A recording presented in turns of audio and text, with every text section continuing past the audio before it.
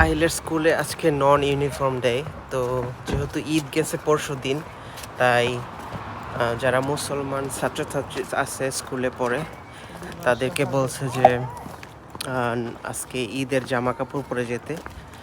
So জিনিসটা আমার কাছে ভালো লাগছে।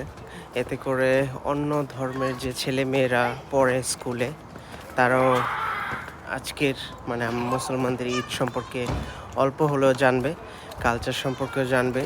তো সেই জন্য আহিল আজকে পাঞ্জাবি পরে স্কুলে যাচ্ছে, স্কুলের ইউনিফর্ম ছাড়া। শুধু স্কুলে তো শুধু মুসলমান বাচ্চা পড়ে না, সব ধর্মের বাচ্চারাই পড়ে।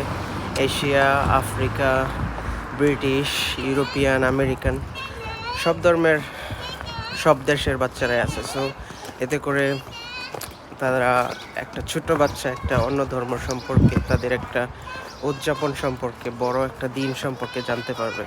জিনিসটা ইন্টারেস্টিং।